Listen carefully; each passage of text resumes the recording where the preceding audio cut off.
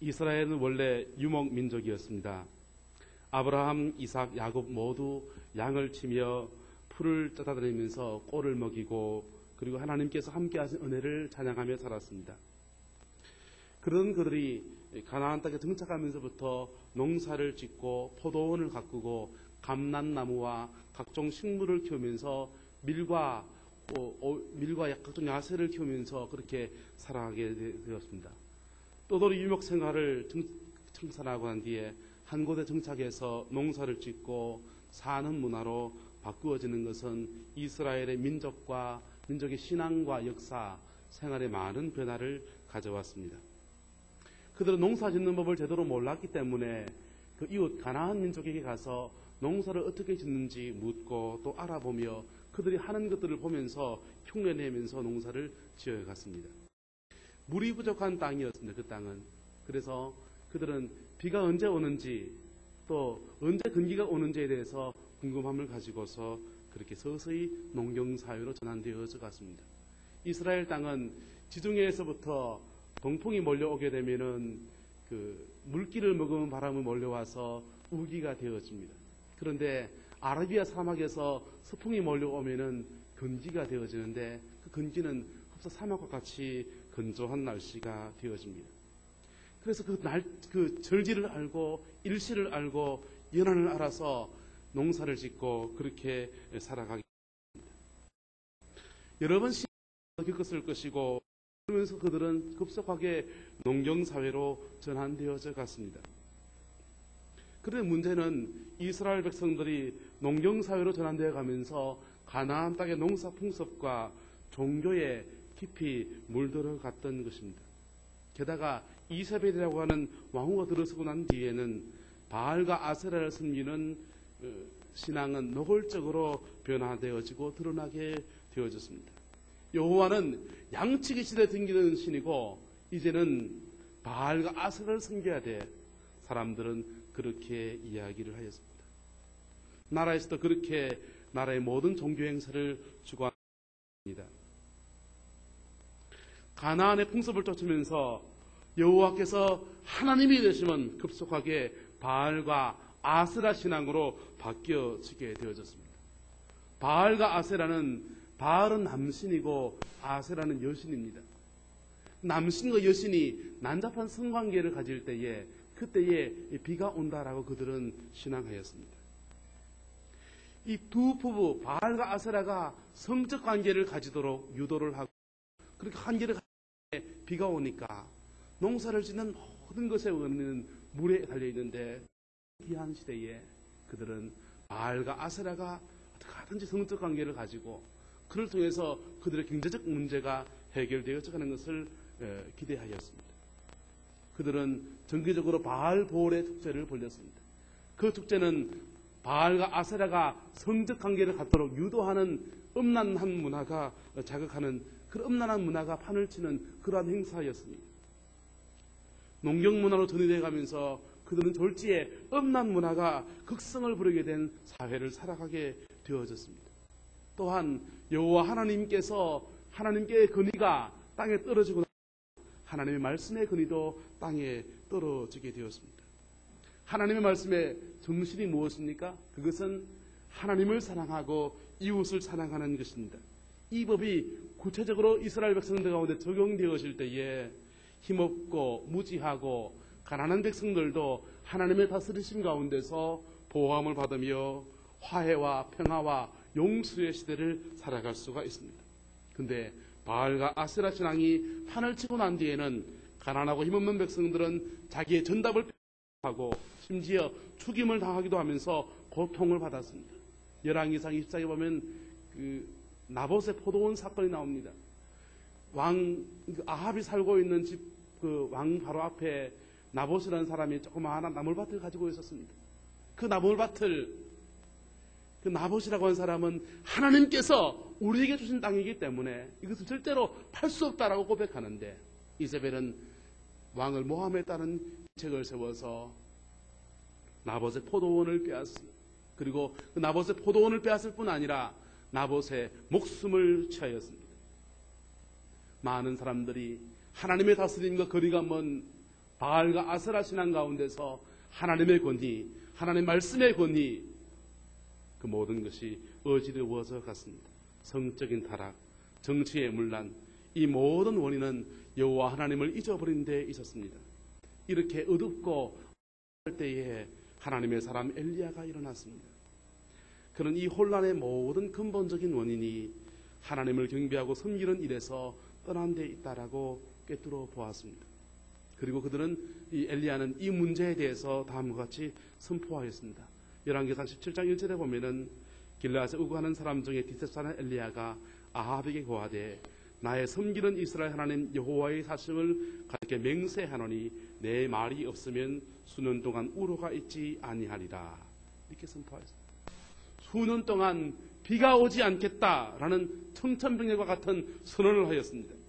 성도 여러분, 만약 비가 오지 아니하면 이스라엘의 경제는 어떻게 됩니까? 농경사회에서 비가 오지 않는다는 것은 가장 큰 고통인 것입니다. 엘리야는 농경 문화를 버리고 유목 문화, 양치기 문화로 다시금 돌아가자라고 주장하진 않았습니다. 단지 비와 햇볕과 농사의 모든 문제를 주관하시는 분이 바로 여호와 하나님임을 이스라엘 백성들에게 가르쳐 주고자 하였던 것입니다. 이 단순하게 보이는 교훈을 얻기 위해서 이스라엘 백성이 치루어야 될 대가는 굉장히 심각한 것이었습니다. 수년 동안 비가 오지 않았고 수년 동안 이스라엘 땅에서는 아무것도 거둘 수 없는 사막과 같은 기후가 계속해서 진행되어졌습니다. 그러나 이것은 대가를 지불하면서라도 배울 만한 충분한 가치가 있는 것이었습니다. 적어도 엘리야의 경우에는 그렇게 판단이 되었습니다. 하나님께서는 이스라엘 나라를 다스리시고 하나님의 권위가 굳게 서게 될 때에 이스라엘의 정치, 경제, 문화의 모든 더러운 것들이 일시에 제거되어지며 깨끗하여지고 정결하여지며 모든 백성이 복되게 살아갈 것을 그는 믿었기 때문입니다. 그래서 엘리야는 수년 동안 비가 오지 않는 것을 선포하고서 그리고 오늘 본문의 말씀처럼 3년이 지나고 난 뒤에 그 바알과 아세라를 섬기는 선지자들과 영적인 대결을 펼쳐 나갑니다. 바알과 아세라 선지자는 850명이고 엘리야는 단 한 사람밖에 없습니다. 엘리야는 기도하였습니다. 36절의 말씀 보시면 주께서 이스라엘 중에서 하나님이 되심을 오늘날 알게 하여 주옵소서 라고 간구했습니다. 하나님께서 이 문화가 바뀌어가고 농경사회가 되어졌지만은 그러나 하나님께서 바로 하나님이 되심을 알게 하여 주옵소서 라고 간구했습니다. 성도 여러분, 우리 시대도 너무나 급속하게 바뀌어져 갑니다. 농사짓던 사회에서 산업화 사회로 그리고 정보화 사회로 지식기반 사회로 끊임없이 시대는 바뀌어져 갑니다. 물질 문명은 사람을 비인간화시키고 하나님의 자리를 내몰아가고 있습니다. 우리 시대가 과연 어디에 서 있습니까? 저와 여러분의 신앙의 삶의 주춧돌이 과연 어디 위에 서 있습니까? 우리가 하나님을 이야기할 때 하나님은 나의 반석이다라고 하면은 그 위에 내가 서겠다라고 고백하면은 하나님께서 바로 내 인생의 기초석이고 내가 그 위에서 내 삶과 내 모든 인생을 건축해 살아가겠다라는 고백을 하는 것입니다. 하나님께서 나의 목자라고 하면은 하나님은 나를 도와주시고 돌봐주시고 다스려주시는 분으로 고백하는 것입니다. 하나님께서 나의 신랑이라고 하면은 우리는 정절을 지키는 신부임을 고백하는 것입니다. 저와 여러분의 인생의 기초는 어디에 서 있습니까? 하나님을 기초로 해서 서 있습니까? 아니면은 세상의 많은 것들로 여러분의 인생의 기초석을 삼고 있습니까? 엘리야의 고백은 시대가 아무리 바뀌어도 하나님은 역시 하나님이시다라는 것입니다. 우리의 일상과 우리의 주변을 돌아보게 되면은 하나님을 경계하고 경배하고 섬기는 모습보다는 우리 일상에 빠져서 하나님을 잊어버린 모습이 너무나 많은 것 같습니다. 우리 민족은 일제시대와 6.25를 거쳤습니다. 그 안에 많은 사람들이 이 모든 문제를 해결하는 것은 하나님밖에 의지할 데가 없어서 하나님의 이름을 부르고 산마다 교회마다 기도하면서 하나님의 교회가 세상을 중보하면서 그렇게 간구하였던 곳입니다. 그런데 지금 여러분 주변에 많은 것을 돌아보게 되면은 그래 6.25 끝나고 난 뒤에 1950년대에 그 전국의 많은 곳마다 기도원이 세워지고 하나님의 전심전력으로 부르짖는 사람들이 그렇게 만든 그곳에 그 기도원들이 점점 더 수양관으로 바뀌어져 갑니다.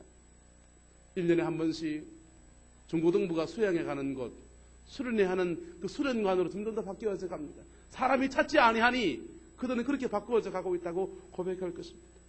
우리 민족 전체가, 한국교회 전체가 하나님을 경배하고 하나님의 손길 가운데서 무언가 주의 도우심을 간구하는 모습에서 멀어져 있는 모습을 가지고 있습니다. 시편 127 말씀을 보면은 여호와께서 집을 세우지 아니하시면 세우는 자의 수고가 헛되다라고 말했습니다. 우리는 우리가 하나님께서 원치 않는 일들을, 하나님께서 기뻐하지 않는 일들을 세우기 위해서 정신없이 바쁘지만은 사실은 그것은 하나님이 함께하지 아니하면 헛것에 불과하다는 것입니다. 엘리야는 농사를 주관하시는 분도 바로 누구라는 것입니까? 하나님이라는 것입니다. 유목사회에서 양을 칠 때도 그 주관하시는 분도 하나님이셨고, 농사짓는 사회에서도 하나님께서, 여호와 하나님께서 바로 하나님이라는 것을 그런 선포하고 싶었습니다. 야고보 사도는 말씀하기를 내 사랑하는 형제들아 속지 말라. 각양 좋은 은사와 온전한 선물이 다위로부터 빛들의 아버지께로서 내려오나니 그런 변함도 없으시고 회전하는 그림자도 없으시니라고 말씀했습니다. 우리는 우리의 시대 역시 하나님께서 하나님이신 것을 고백할 수가 있어야 합니다. 아주 추운 겨울날에 강아지 2마리가 거리를 갔었습니다. 한 마리 강아지는 털이 복실복실한 강아지였고 또 한 마리 강아지는 털이 별로 없는 매끈매끈한 강아지였습니다. 털이 복실복실한 강아지가 너무너무 추운 겁니다. 그래서 옆에 있는 털이 별로 없는 민둥상 강아지를 놀려주려고 야 너는 춥겠다 털도 없었어 그렇게 말했습니다. 그때에 이 털 없는 강아지가 뭐라고 한 줄 아십니까? 그래 난 추부가 디비부터 그렇게 말했습니다. 사랑하는 성도 여러분, 그 사람을 웃기는 조크와 유머가 목적하는 것은 무엇입니까? 그것은 웃기는 것입니다. 사람을 기쁘게 하는 것입니다. 작은 조크 한마디로 사람을 기쁘게 하는 것입니다. 쾌감을 주는 것입니다. 이 유머는 누가 만든지 모르지만은 의복을 뒤집어 있는 옷의 문화가 전에는 뒤집어 있는 옷이 없었잖아요. 옷이 뒤집어 있는 옷이 나오고 난 뒤에 그때에 만들어진 이야기입니다. 문화는 바뀌어도 목적은 모두 동일합니다. 시대의 문화는 점점 더 바뀌어져 가지만은 그러나 그 문화 속에서 목적하는 바는 동일합니다. 그 문화를 통해서 하나님께 영광을 돌려야 되는 것입니다. 그것을 통해서 하나님께 찬송을 올려드려야 되는 것입니다. 이스라엘 백성들이 유목문화에서 농경문화로 바뀌어져 가면서 그들은 졸지에 하나님을 잃어버렸지만은 그러나 저와 여러분들은 농경사회가 공업사회가 되든지 공업사회가 다시 바뀌어서 정보화사회가 되든지 정보화사회가 또 바뀌어서 또 어떤 문화가 오든지 간에 하나님에게 섬겨드릴 수 있는 그런 여러분 되기를 주의 이름으로 기원을 드리겠습니다. 오늘 구체적으로 엘리야의 예배를 3가지로 이야기를 드리겠습니다. 엘리야가 드린 예배는 첫 번째로는 그가 하나님께 임재함이 있는 예배였습니다. 본문 38절 말씀에 여호와의 불이 내려서 번제물과 나무와 돌과 흙을 태우고 도랑에 물을 모두 핥았다라고 했습니다. 우리는 예배가 하나님께 드리는 것, 하나님께서 받으시는 것 드리는 것으로 생각하기가 쉽습니다. 그러나 하나님께 드리는 것은 바로 하나님의 임재하심을 전제로 합니다. 하나님 임하지 아니하면 아무리 드리고 아무리 바쳐도 소용이 없는 것입니다.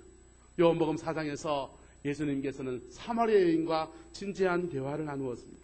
그 대화 중에서 사마리아 여인의 그 과거의 전력들을 이야기합니다. 네게는 남편 5이 있었으나 지금 있는 남편도 너의 남편이 아니니 너 말이 참되도다. 그렇게 예수님께서 그 여인의 과거를 끄집어냅니다. 그때 그 여인은 움찔하면서 자기를 방어하지 않고 예수님께서 나의 모든 과거를 아시는 분이라면 선지자라는 생각이 들어서 그 예수님께 그가 평소에 가지고 있던 궁금한 것을 질문하였습니다. 그 질문의 내기는 이런 얘기입니다. 우리 조상들은 이 산에서 예배하였는데 그들이 그 예배드렸던 산은 그리심산이라고 하는 산입니다. 모세가 그 그리심산과 에발산에 이스라엘 백성을 2쪽으로 나누어 놓고 그리심산에 선 백성들에게는 축복을 선포하고 에발사된 사람들에게는 저주를 선포하면서 양쪽에서 아멘 아멘 하게 했습니다.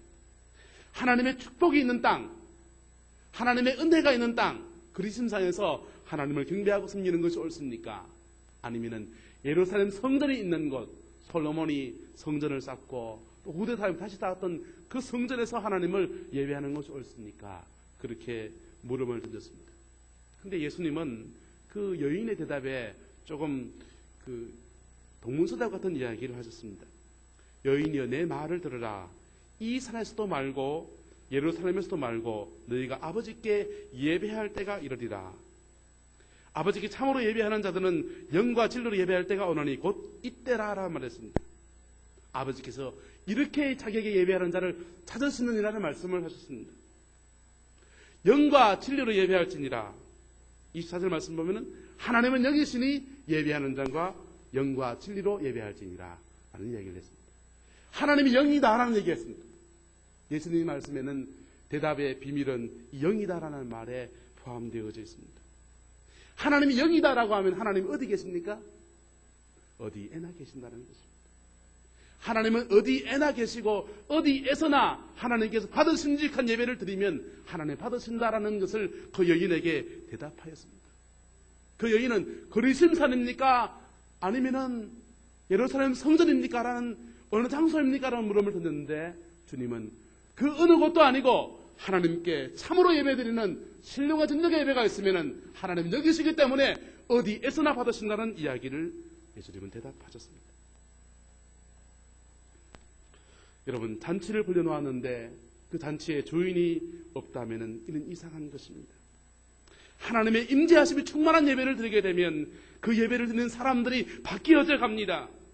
형식을 잘 갖추어 놓았는데 정작 하나님의 임재와 역사하심과 관계없는 몸이 건조한 예배가 되어진다면 수십 년 예배를 드리지만은 그 예배를 통해서 단 한 사람의 영혼도 바뀌지 않는다면 그 예배는 어쩌면 하나님의 임재함이 없는 그러한 몸이 건조한 예배라고 볼 수도 있습니다. 한국교회는 유교적인 영향을 많이 받았습니다. 그래서 통상 주일 낮 예배에 드리는 예배 스타일, 이렇게 드려지는 순서를 예배라고 이야기하고 기도와 찬양이 강조되면은 기도회 혹은 찬양 집회, 이렇게 집회라는 용어를 사용합니다. 이것이 혼용되어지면 찬양 예배, 찬양 기도회 이런 말들의 용어를 만들어내었습니다. 이렇게 다양한 용어를 쓰는 것은 자유로운 것이지만은 이렇게 구분하면서 예배는 오로지 주일날 1부와 2부에 드려지는, 우리 교회 말하면 1부와 2부에 드려지는 그 예배만이 예배라고 생각하면은 우리는 예배를 심각하게 잘못 이해하고 있는 것입니다. 하나님이 임재하심이 있는 모든 순서는 심지어 우리의 생활과 우리의 삶도 하나님의 임재함이 거기에 있다고 하면은 그것은 하나님께서 받으시는 예배인 것입니다. 예배의, 공적인 예배의 여러 가지 모습을 그 순서에 따라서 다양하게 이름을 지을 수 있지만은 그러나 그곳에 하나님의 임재함이 있어야 그것이 예배적 의미를 가질 수가 있습니다. 저는 경배 찬양 훈련을 받을 때에 그 눈물로 하나님께 나아가던 그때를 잊을 수가 없습니다. 찬양을 하며 손을 들었을 때 제 눈에서는 눈물이 철철 흘러내렸고 그리고 하나님 나를 깊이 만나 주었습니다. 무릎 꿇고 기도하다가 바닥을 흥건하게 쳤었던 그때의 기억을 저는 잊을 수가 없습니다. 죄인된 우리가 어떻게 하나님의 그 임재가 충만한 예배를 드릴 수가 있겠습니까? 그러기 위해서는 악기를 갖추고 또 예배팀을 세우고 예배를 기획하고 하는 일도 중요하지만은 무엇보다도 그 예배를 인도하는 사람을 위해서 저와 여러분들이 중보하며 기도하며 세워나가는 것이 가장 중요한 문제입니다. 오시는 분 한 분 한 분들이 준비된 마음으로 나올 때 그 예배는 하나님께 드려지는 예배가 되어집니다. 두 번째 엘리야는 철저하게 준비된 예배를 하나님께 올려드렸습니다. 30절 말씀 보면은 그는 이스라엘 백성들을 모두 단 앞으로 가까이 나오게 했습니다. 그리고 무너진 여호와의 달을 보여주었습니다. 그리고 돌 12개를 모아와서 그 돌을 수축해 나갑니다. 나무를 얹고 송아지를 각을 떠서 거기에다가 쌓아 나갑니다. 이스라엘 지파 12개의 돌을 상징하는 12지파를 상징하는 12개의 돌덩어리를 들고 오게 하고 거기다가 그 12개의 돌을 기초석을 삼아서 단을 쌓아갑니다. 그리고 도랑을 파괴하고 통 4개로 물을 3번을 들고 오기 위해서 합이 12번의 물동이를 들고 와서 송아지와 나무와 모든 것에 물을 부어 넣었습니다. 엘리야는 이스라엘 백성들에게 잊었던 여호와 하나님에 대한 신앙을 회복시키는 일을 구체적으로 준비하고 기획하고 이스라엘 백성들에게 준비하게 만들었습니다.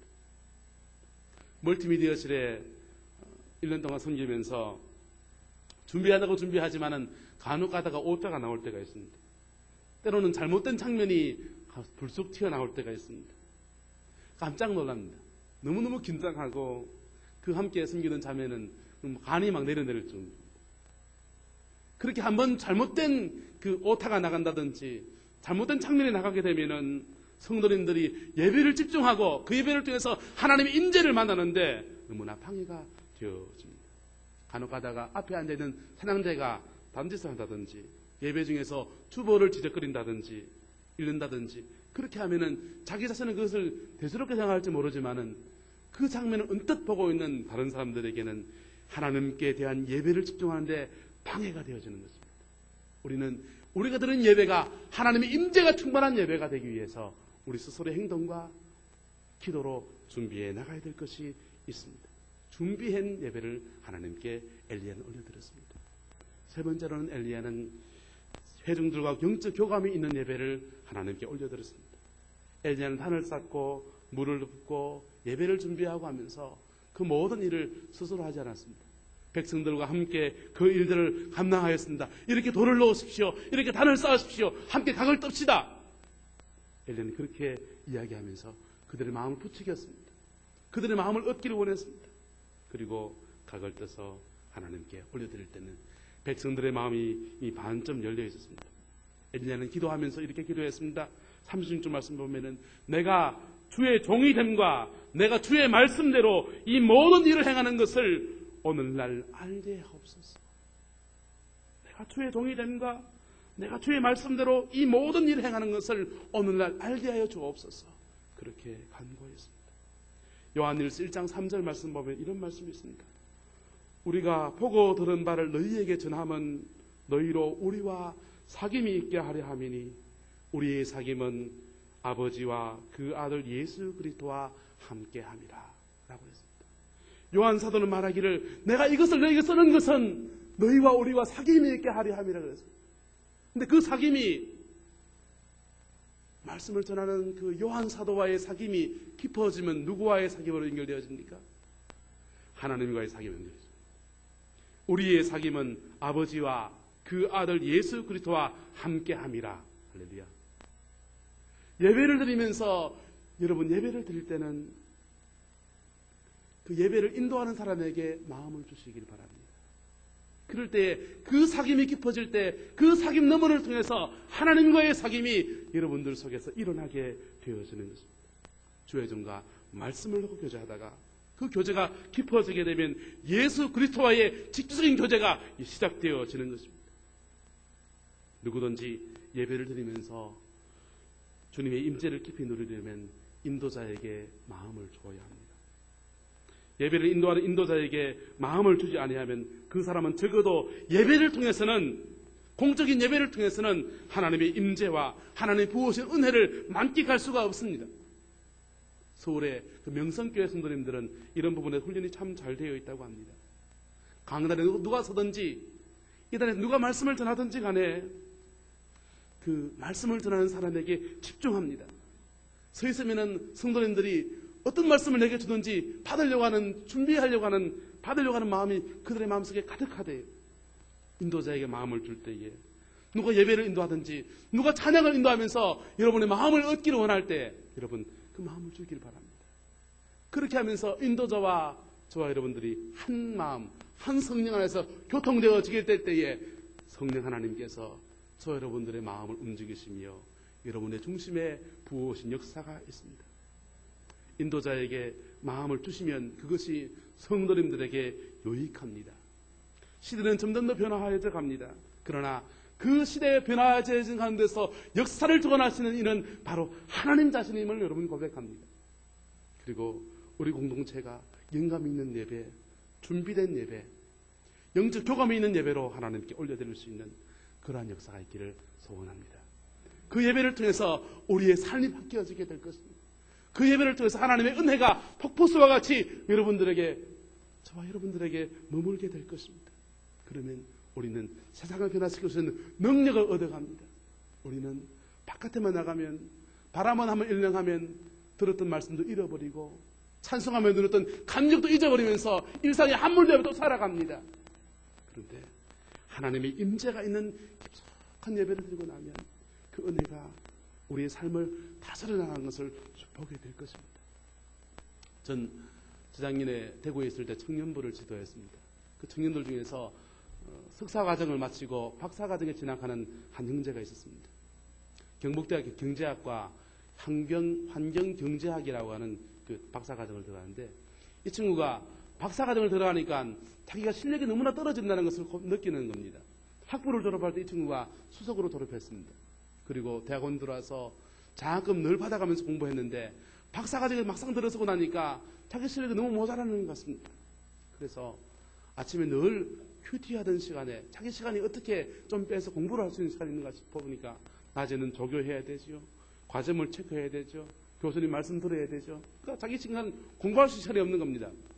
안 되겠다. 새벽 시간을 빼서 학원에 가서 공부를 좀 해야 되겠다. 그렇게 그는 생각하였습니다. 그리고 아침에 그 늘 말씀을 놓고 큐티하던 그 시간을 빼서 영어학원에 등록을 하고 아침마다 영어학원 가서 공부합니다. 그러면서 그 친구가 3개월이 지나고 난 뒤에 저한테 고백을 합니다. 나는 그 학원 가는 시간을 빼서 그 공부하고 나면 내게 많은 것이 얻어질 줄 알았는데 하나님을 경배하고 섬기는 그 시간을 내가 떼버리고 나니까 내 생활이 흐트러지기 시작합니다. 도저히 내가 잡을 수 없는 정도로 흐트러지기 시작합니다. 어떻게 하면 좋겠습니까? 라는 이야기를 합니다. 사랑하는 성도 여러분, 여러분의 모습은 어떠합니까? 하나님을 경배하는 이 시간을 여러분이 가장 소중하게 여기시길 바랍니다. 여기에서 주시는 하나님의 은혜와 하나님의 사랑을 가득히 누릴 수 있는 여러분 되기를 바랍니다. 그래야 우리는 우리의 생활을 다스려 나갈 수가 있습니다. 우리의 사회생활을, 우리의 가정생활을, 우리의 시간관리를 모든 부분을 제어해 나가고 다스려 나갈 수가 있습니다. 안 그러면 함몰되어집니다. 예배 때는 집중할 수 있기를 바랍니다. 집중하는 속에서 하나님의 은혜가 임합니다. 그 속에서 하나님의 임재를 누리게 되면 우리는 강건한 그리스도의 용사로 서게 되어질 것입니다. 기도드리겠습니다. 사랑과 은혜가 많으신 아버지 하나님, 우리의 미련함과 둔함을 고백합니다. 우리의 어리석음을 고백합니다. 우리가 많은 예배를 하나님께 올려드렸지만 그러나 그 예배 가운데서 주님을 구체적으로 만났던 시간들은 그렇게 많지 않았음을 고백합니다. 우리의 마음에 문제가 있었고 우리의 중심에 문제가 있었습니다. 하나님, 새 마음을 부어주시고 새 영을 부어주시어서 참 하나님께 예배할 수 있는 우리가 될 수 있게 하나님 역사해 주시옵소서. 주의 평안을 저희에게 내려주시길 원하오며 예수님 이름으로 기도드리옵나이다.